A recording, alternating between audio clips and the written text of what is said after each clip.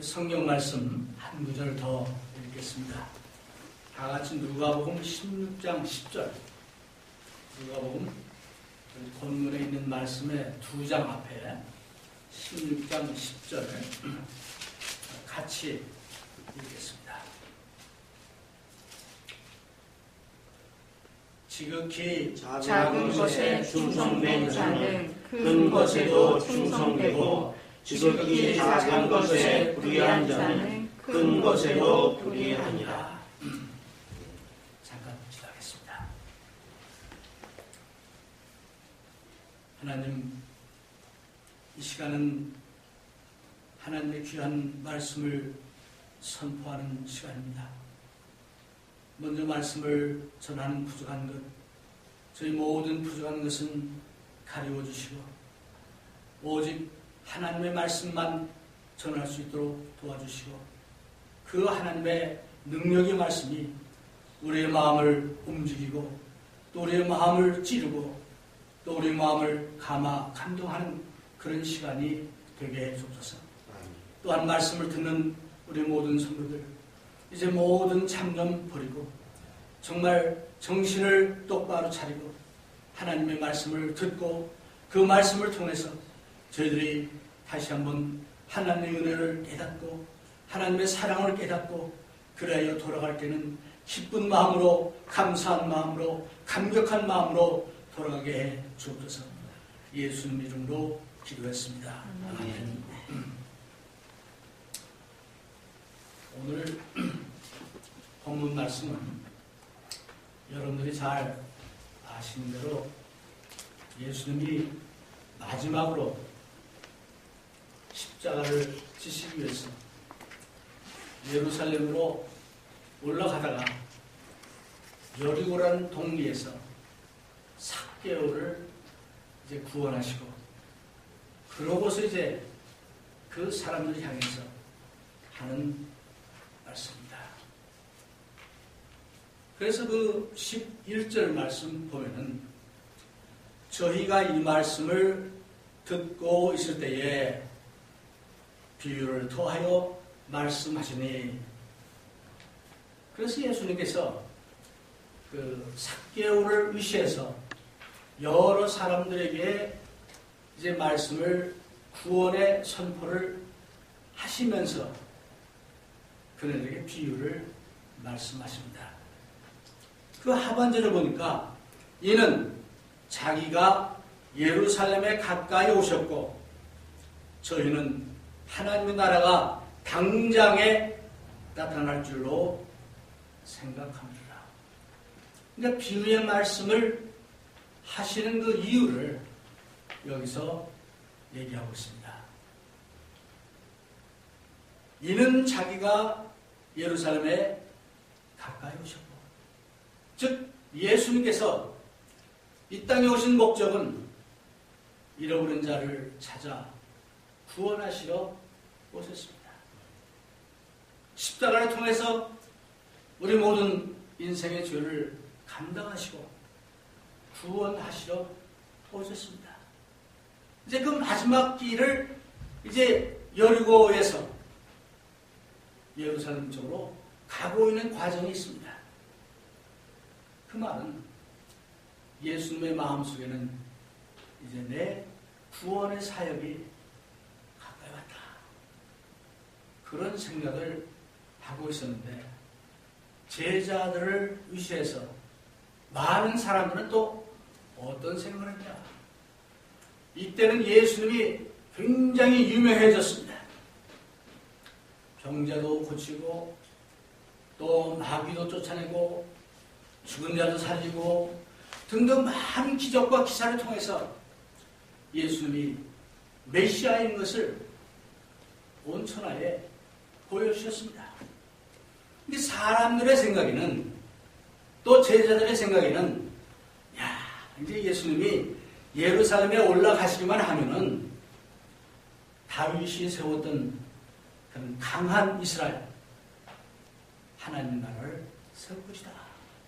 그렇게만 되면은 저 보기 싫은 로마 백성들, 로마 부인들 다 몰아내고, 또 아마 제자들은 그렇게만 되면은 나도 예수님의 제자였으니까 한 자리는 다른 당사이다. 막 그런 기대를 했던 거예요. 그러니까 예수님은 그 사람들의 마음을 보신 겁니다.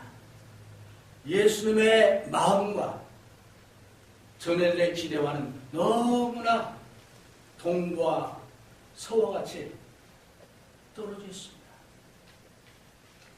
6월절 하면은 유대인은 큰 명절입니다. 멀리 외국에 가 있던 사람들도 예루살렘에 옵니다. 지방에 있는 사람들도 예루살렘 성전을 향해서 갑니다. 그야말로 이제 명절과 같은 그런 축제의 그런 계절입니다. 그래서 많은 사람들이 옛날 같으면은 지금 같으면은 고속버스를 타고 비행기를 타고 그냥 가지만은 그때는 교통 편의가 그렇게 없었죠. 그러니까 천천 걸어서 예루살렘을 향해서 가는 겁니다. 아마 길거리에 많은 사람들이 예루살렘을 향해서 가는 사람들이 많이 있었을 겁니다. 저네들의 마음도 굉장히 들떠 있었을 겁니다. 거기에 더해서 많은 사람들은 야, 이분이야말로 우리가 기다리는 그 메시아, 하나님 보내신 우리를 구원하실 그 메시아라고 얘들은 믿었던 겁니다. 이거 얼마나 신이 나겠어요.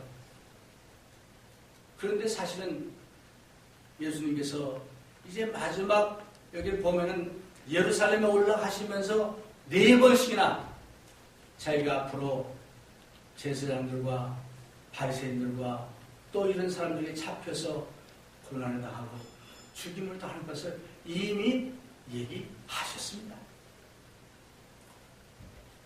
근데 제자들까지도 예수님이 승천하신 다음에 사도행전 1장 6절에 보면 그때까지도 확실히 기다려 못했어요. 그러냐 하면요, 보통 사람들은 어떻겠습니까?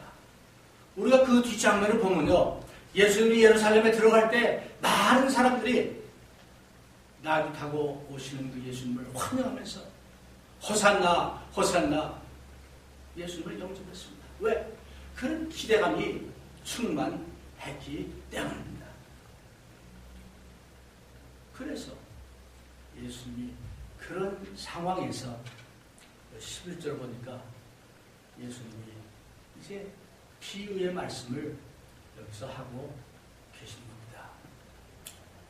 복음서에 보면은 예수님이 하신 여러 가지 많은 비유가 나옵니다. 탕자의 비유, 또는 양의 비유, 잃어버린 드라크마의 비유, 등등 많은 비유 말씀이 나오는데 여기서는 특별히 이런 상황 속에서 예수님께서 비유를 하시고 계십니다. 그러면서 12절에 보니까 가라사대 어떤 귀인이 왕위를 받아가지고 오려고 먼 나라로 갈 때에 일반적으로 이 말은 이해가 잘 안 됩니다. 아니 왕이 되는데 왜 먼 나라로 갑니까? 자기 나라에서 이제 왕권을 물려받고 아니면 어떻게 그 아버지한테 물려받고 이게 보통 저건데 왜 왕위를 받으려고 먼 나라로 갔냐? 예수님이 좀 납득이 안 되는 그런 비유 말씀을 하셨습니까? 아니에요. 이때 그 이스라엘의 유대인의 상황을 요세푸스라는 그 유대인의 역사학자가 쓴 책이 있습니다. 그 요세푸스의 책에 보면 아주 흡사한 이런 것이 나오는데 우리가 헤롯 대왕은 잘 압니다. 이 헤롯 대왕이 주후 4년에 주전 4년에 죽었습니다. 그러니까 그때 그 아들들 중에 하나인 아켈로스라는 아들이 있었어요. 재빠르게 이 아들이 어디로 갔냐면 로마를 향해서 갔습니다. 왜? 그때 유대 나라는 로마의 속국이었기 때문에 로마 황제의 재가를 받아야 왕권을 받을 수가 있었어요. 그래서 아마 선물 꾸러기를 들고 그 요세푸스에 나옵니다. 로마를 찾아간 거예요. 그런데 유대인들에게는 아켈라우스나 헤롯이나 정통 유대인이 아니에요.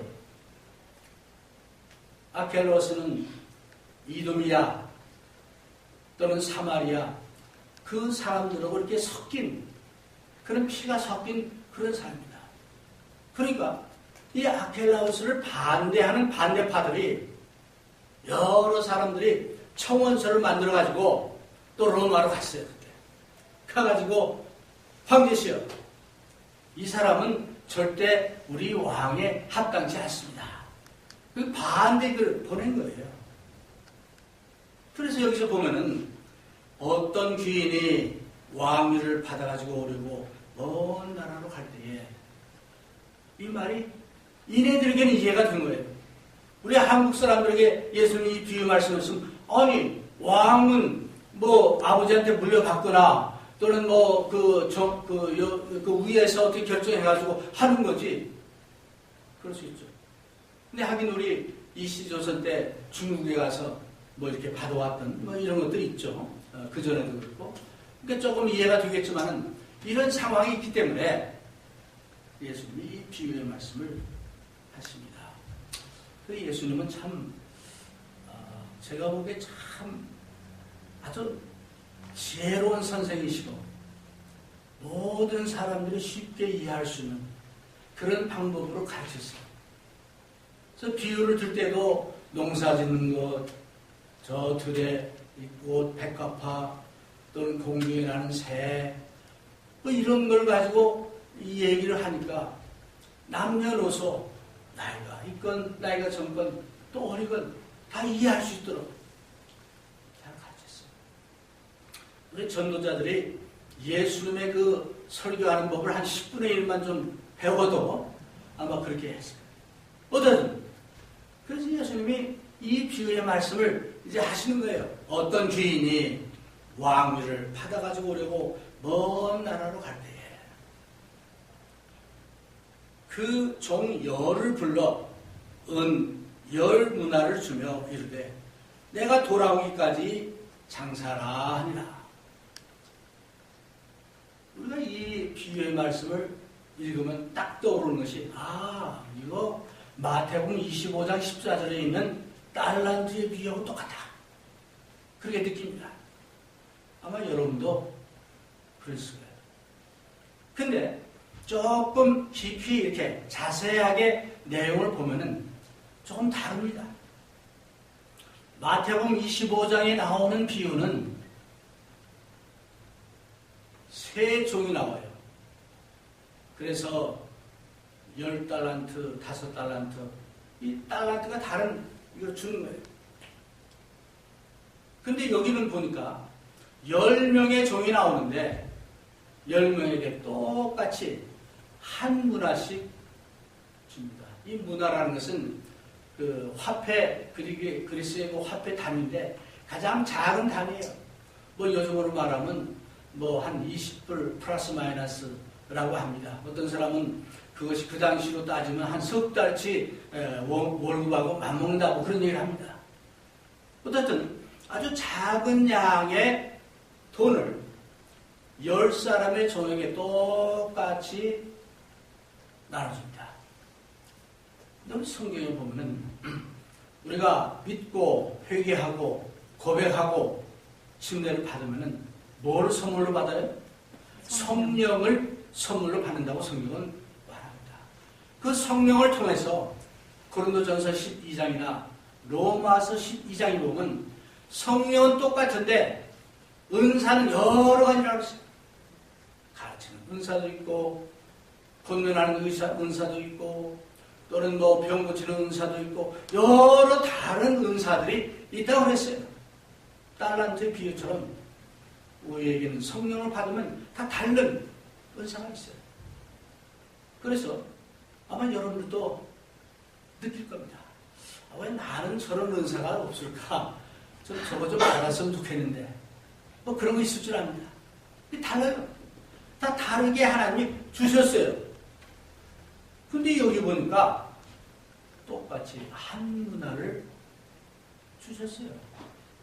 그렇다면 똑같은 한 문화를 주신 거는 다른 달란트를 주신 거하고 조금 다른데 그 똑같은 것을 우리에게 주신 것은 뭘까? 한번 생각해 보세요. 여러분들이나 저한테 하나님이 똑같이 주신 그 한 문화는 어떤 걸까요? 성령을 통해서 다른 은사를 주신 것 분명히 있는데 그건 좀 아닌 것 같아요. 왜? 분명히 다른 은사를 주셨거든요. 그럼 똑같은 것을 주신 것은 뭘까요? 여러분 생각해봤어요? 저는 생각해봤습니다. 똑같은 것을 준 것은 우리 각자에게 주어진 삶입니다. 인생입니다. 그 인생의 내용은 다 다릅니다. 길고 짧은 것도 다릅니다. 똑같이 살다가 하는 것이 아니고 어떤 사람은 짧게 살고 어떤 사람은 길게 살고 어떤 사람은 참 여러 가지 다른 모습으로 삽니다. 그러나 하나님께서 우리를 이 땅에 보내주셔서 각자가 살 수 있는 그 삶을 인생을 주셨어요. 이건 똑같아요. 그래서 시간은 어떻게 보면 아주 공평합니다. 하나님께서 부자든 가난하든 교육을 많이 받았든 또는 교육을 받지 못했든 하루에 24시간 똑같이 주셨어요. 이건 똑같아요. 또 하나는 뭐겠습니까? 예수님이 지금 예루살렘을 향해서 가시는데 그 예수님은 십자가 이후의 것을 생각하고 계십니다. 십자가 이후에 예수님의 제자들이 앞으로 어떻게 살아야 할 것을 여기서 말씀하고 있습니다. 예수님이 승천하시기 전에 이제 마지막으로 제자들에게 부탁하신 말씀이 있습니다. 마태복음 28장 18절 이하의 말씀 보면 너희는 가서 모든 족속으로 제자를 삼아 아버지와 아들과 성령의 이름으로 세례를 주고 내가 분부한 모든 것을 가르쳐서 지키게 하라.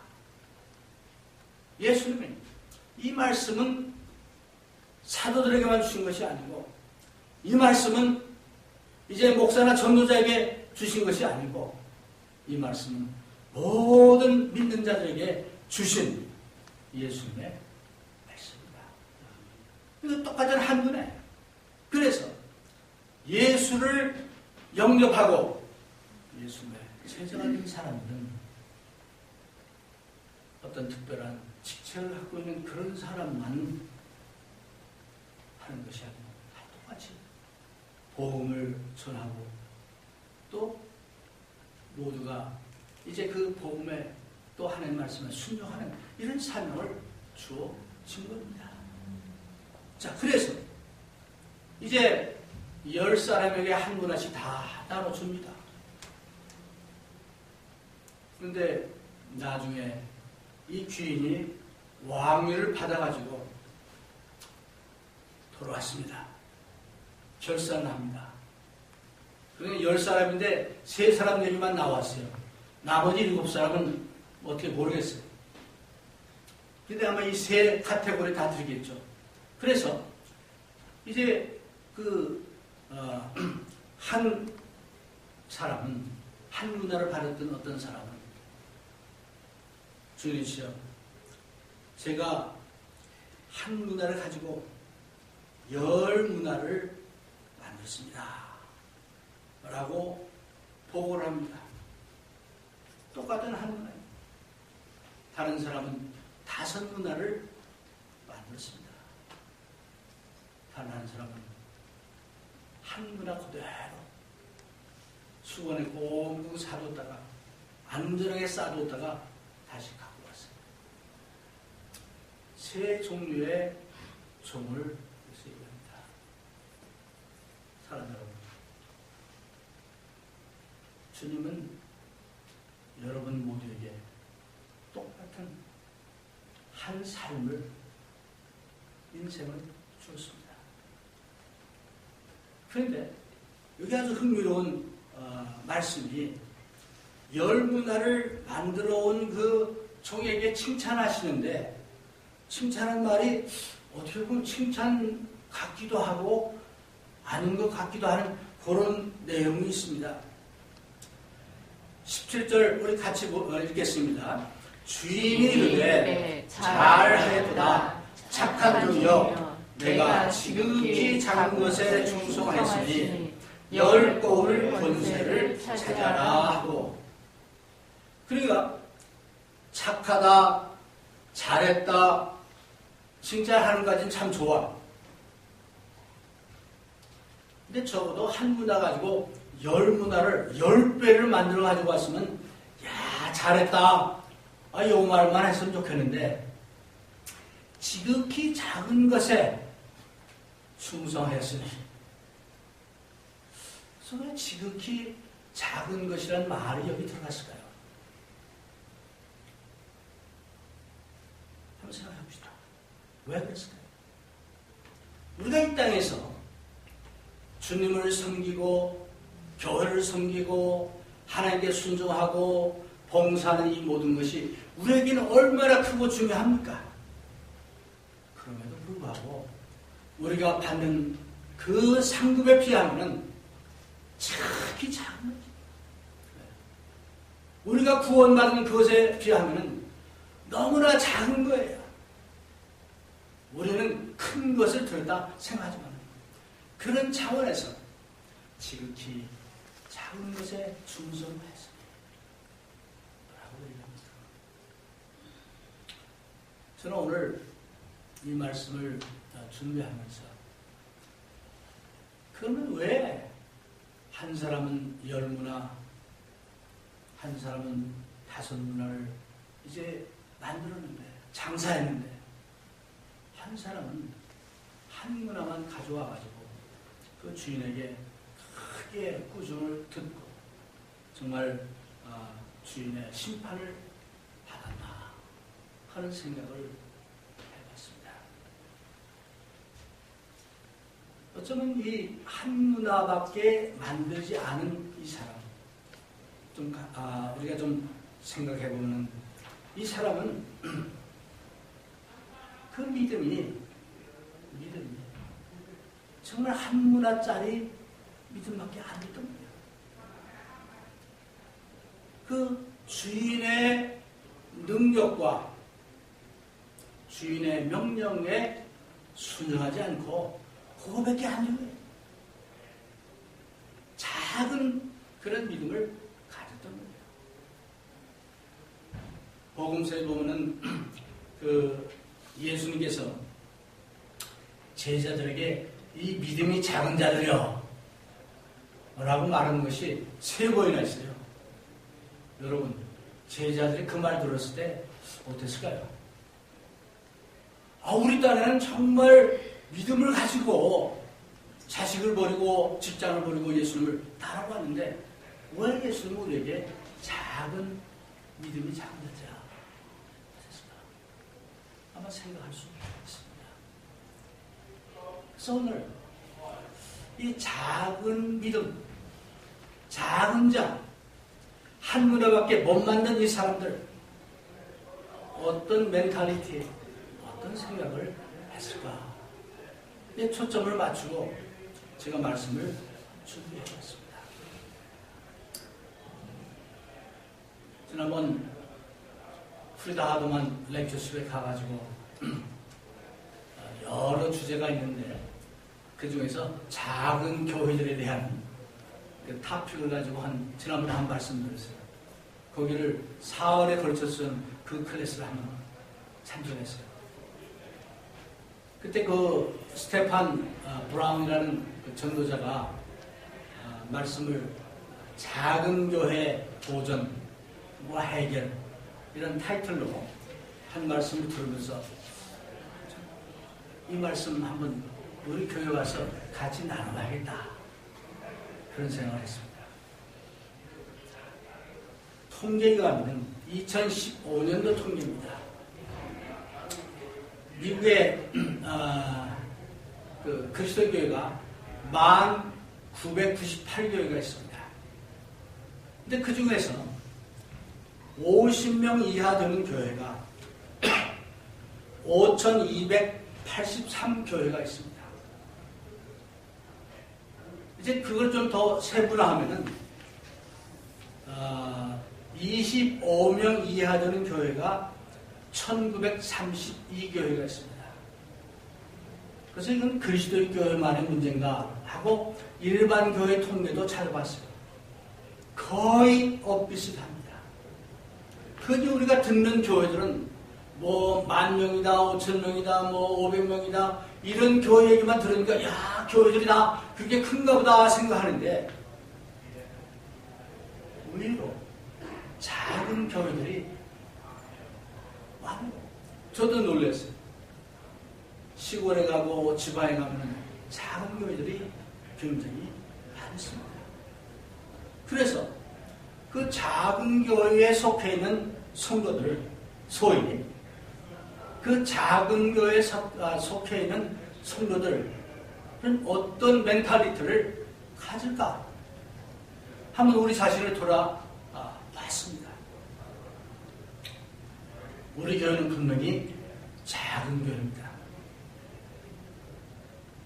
큰 교회에 아마 어떤 특별한 일이 있기 전에는 예수님 오셔서 뭐 죽은 사람을 살리든가 뭐 이런 거가 있기 전에는 그 작은 교회에 아마 포함될 겁니다. 끝까지. 그렇다면 작은 교회에 속해 있는 그 성도들은 믿음도 작습니다. 작은 교회의 하나님은 큰 교회 하나님보다 작습니다.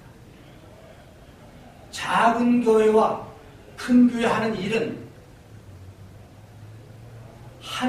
차이가 있겠지만 하나님 보시기에는 똑같습니다.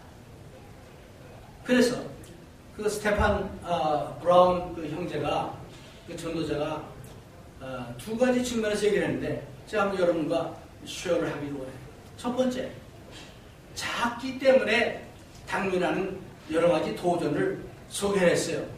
너무나 그렇다 제가 동감을 했는데 그 중에 여러 가지가 있어요. 작은 교회는 전통을 아주 중요한데 무슨 얘기입니까? 그동안에 해오던 어떤 그것을 조금만 바꾸려고 하면 힘들어요. 왜? 바꿨다가 하면 이상하게 되니까. 그래서 다 해봤는데 뭐 이런 식으로 그게 도전이래요. 두 번째, 작은 교회는 지도자가 부족하다. 작은 교회이기 때문에 장로들이 없어요. 장로님들이 있으면은 그 장로님들이 딱 중심을 잡고 문제가 있을 때 해결해줍니다. 장로들이 없습니다. 리더십이 없으니까 대개는 전도자들이 그 모든 것을 다 합니다. 그 다음에 작기 때문에 일꾼이 부족합니다. 그래서 숫자가 적다 보니까 큰 교회라면은 이것저것 뭐 많이 커뮤니티도 만들고 뭐 등등 해가지고 하는데 작은 만들 수가 없어요. 만들어도 운영이 안 돼요. 네. 그 다음에 작기 때문에 어느 한 성도나 누가 어떤 뭐를 당하면은 그게 크게 영향을 미쳐가지고 쉽게 실망을 합니다. 작기 때문에 어떤 것을 새로운 것을 시도하려고 하는 그런 그 용기가 부족할 때가 많이 있습니다. 이런 것들을 세세하게 제시하는데 다 어렵습니다. 그렇다면 작지만 우리가 할 수 있는 일이 뭐냐? 작기 때문에 우리가 갖고 있는 것은 뭐냐? 이런 것을 제시했는데 첫 번째, 작기 때문에 우리는 우리의 사명을 모든 사람들에게 가르치고 초점을 맞출 수가 있습니다. 큰 교회 가면은 그냥 눈에 안 띄게 왔다 갔다 주일날 뭐 이렇게만 해도 눈에 띄질 않아요. 근데 작은 교회는 다 보입니다. 그 안교회는 요즘 영적으로 참 안 좋은 것 같아요. 뭔가 지금 상당히 흔들리고 있다. 보이죠? 그렇기 때문에 작기 때문에 이제 우리는 우리의 초점을 맞춰줄 수가 있습니다. 우리 느헤미야 입장에 보면은 느헤미야가 이제 성전 건축을 할 때에 주변에 반대자가 얼마나 많은지 이렇게 저렇게 도전도 하고 겁도 주고 조롱도 하고 뭐 그렇습니다. 그게 안 먹히니까 이제는 그 산발라시라든가 그 사람들이 느헤미야에게 우리 좀 회담 좀 합시다 라고 이제 꼬입니다. 그때 느헤미야의 태도는 뭐냐? 너 우리는 우리의 할 일이다. 그 할 일은 성경을 쌓는 일. 그래서 이제 작기 때문에 우리는 우리의 그 초점, 예수님께서 명령하신 그 사명을 우리가 지속적으로 강조하고 가르칠 수가 있다. 두 번째는 작기 때문에 갖고 있는 그 유리한 것들을 생각하고 활용할 수 있습니다. 예를 들어서 로마서 12장 15절에 보면 이런 말씀이 있습니다. 기뻐하는 사람과 함께 기뻐하고 슬퍼하는 사람과 함께 슬퍼하라. 작은 교회는 이거 다 할 수 있어요. 아마 우리 할머니, 어머니가 편찮으시다 병원에 가셨다 그러면 얼마 안 되니까 다 관심을 갖고 기도하고 방문하고 다 할 수 있어요. 또 큰 데는 다른 사람이 하겠지. 그건 무슨 위원회에서 하겠지. 그렇게 할 수 있어요.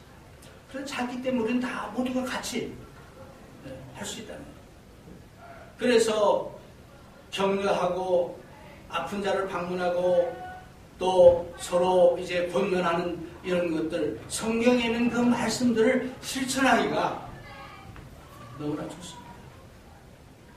이것을 우리가 강조해야 되겠다 그런 것입니다. 성경에 보면 작은 것을 가지고 큰 것을 한 예들이 참 많아요. 다윗이 사용했던 물맷돌, 아무 데서 구하는 거죠. 큰 일이었어요. 바구니를 가지고 사도 바울을 구해내기도 했습니다. 또는 보리떡 5개 하고 물고기 2마리 가지고 얼마나 큰 일을 예수님이 했습니다. 사실은 작기 때문에 우리 한 사람 한 사람의 그 중요성을 다시 인식하고 그 사람들을 통해서 하나님 크게 일할 수 있음을 우리는 믿으시길 바랍니다. 그래서 작기 때문에 우리는 한 사람 한 사람의 중요성을 너무나 잘 압니다.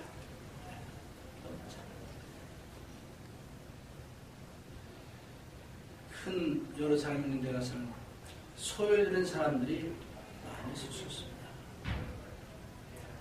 우리 적어도 작은 교회에서는 소외자가 있어서는 안 되겠습니다. 믿음에서는 우리가 하나가 되고 그 믿음 안에서 우리는 소외자가 있어서는 안 된다. 그래서 그 작은 교회에서 한 사람 한 사람의 그 영혼을 통해서 이 교회가 세워집니다. 하나님의 방법은 큰 교회나 작은 교회나 마찬가지입니다. 그럼 다시 우리 본문으로 돌아가서 이 한 문화를 가지고 있는 사람이 잘못하는 것이 무엇인가요? 그는 장사하라고 주인이 명령했는데 장사 안 했어요. 왜? 혹시 잘못될까봐 꽁꽁 사두었습니다. 하나님이 여러분과 저에게 각자 각자에게 똑같은 사명을 줬습니다. 혹시 그 사명을 꽁꽁 수원에 쌓아놓다가 이 다음에 하나님 만났을 때 여기 있습니다 하고 내놓겠습니다. 그건 하나님이 원하시는 것이 아니죠. 또 이 한 문화를 내놨던 이 사람은 그 두려움 때문에 아무것도 하지 않았어요. 작은 교회라 해서 하나님 우리와 함께 하시지 않은 것이 아닙니다. 작기 때문에 오히려 하나님이 더 우리를 연약한 자를 강하게 하시고 사용할 수 있습니다. 그렇기 때문에 이제 우리가 작지만 하나님의 능력에 의지해서 부활의 능력을 의지해서 큰일 할 수 있음을 참 우리가 믿어야겠어요. 그 다음에 한 문화를 돌아가져온 이 사람은 이 주인이 언젠가는 돌아올 것을 알았지만 알지 않은 것처럼 행동했어요. 정말 주인이 다시 와서 얼마 만들었냐 하고 할 때 그거 생각했으면은 어떻게든지 시도를 좀 했겠죠. 아무도 안 했어요.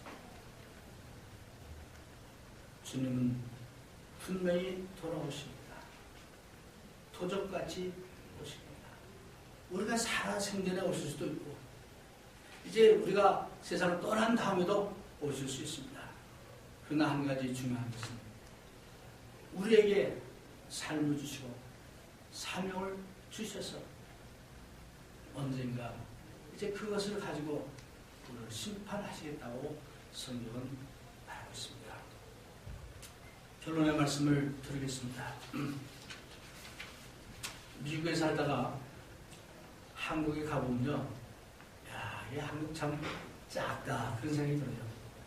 이번 평창 동계올림픽을 하는데 이제 만나는 미국 사람들마다 묻는 질문이 뭐냐면 평창 그 니네 사는 데서 얼마나 멀냐 뭐 이렇게 묻습니다. 그러면 이제 고속철도가 생겼대요. 그래가지고 고속철도 타면은 2시간이면 간대요. 2 hours. So close. 그래요. 아니다. 옛날에는 엄청 오래 걸리는데 특별히 기차가 생겨가지고 빨리 간다. 근데 사실은 지난번에 한국 가가지고 한 바퀴 쭉 돌아봤는데 작아요. 옛날에는 엄청 멀게 생각했는데 가보니까 작아요. 그래서 그런지 우리 한국 사람들은 큰 걸 참 좋아하는 것 같아요. 이제 큰 걸 좋아하죠. 그래서 이 한강다리도 보면 한강다리가 엄청 많더라고요. 대부분의 한강다리 앞에 붙는 말이 한강대교, 행주대교, 천호대교, 뭐 다 대교래요. 뭐 다르면 다르지 무슨 대교래요. 네.